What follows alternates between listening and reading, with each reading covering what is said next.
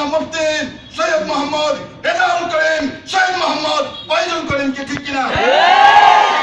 ওনারা যদি রাজপথে না থাকে, ওনারা যদি রাজপথে টিকে না থাকে, ওনারা যদি সামনের সারিতে না থাকে, ওনারা যদি জাহাদি ভূমিকায় না থাকে, ওনারা যদি মোহাম্মদ বিন কাসিমের ভূমিকায় না থাকে, ওনারা যদি আশরাফ আলী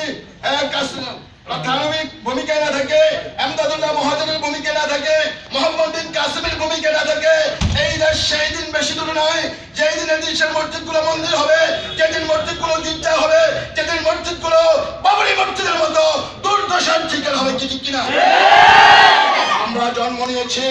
আমরা ছোট থেকে বড় হব, বড় থেকে বড় হব, ছাত্র থেকে শিক্ষক হব, শিক্ষক থেকে আলেম হব, আমরা মসজিদে যাব, আমরা মাদ্রাসায় প্রতিষ্ঠিত হব,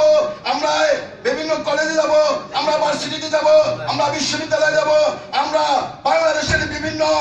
অঙ্গনে অঙ্গনে যাব।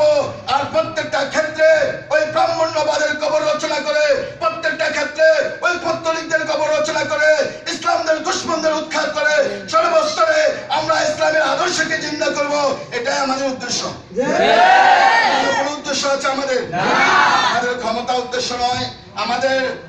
মারামারি আমাদের উদ্দেশ্য নয়, পোড়াপোড়ি আমাদের উদ্দেশ্য নয়, গায়ে ভাঙা আমাদের উদ্দেশ্য নয়, কারো গায়ে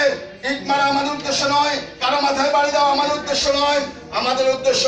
আমরা নিজকে জাহান্নাম থেকে বাঁচাবো, আমাদের উদ্দেশ্য আমাদের পরিবারকে আমরা জাহান্নাম থেকে বাঁচাবো, আমাদের উদ্দেশ্য আমাদের জাতিকে আমরা জাহান্নাম থেকে বাঁচাবো, আমাদের জাতিকে ইসলাম নিয়ে বেঁচে থাকার জন্য, আমাদের সমাজকে ইসলাম নিয়ে বেঁচে থাকার জন্য, আমাদের ছোট ভাইদেরকে দিন নিয়ে বেঁচে থাকার জন্য, আমাদের ভবিষ্যৎ বংশধরদেরকে কোরআন সুন্নাহ নিয়ে বেঁচে থাকার জন্য, তারা যেন পরিবেশ পায়, তারা যেন সেই অনুকূল, তাদের জন্য সিগারের বাচ্চারা, তাদের জন্য হিংসা হেনার গোষ্ঠীরা আমাদের রক্তের উপরে যেন তারা স্টিম রোলার চালাতে না পারে, এই জন্য আমাদেরকে সতর্ক করতে হবে।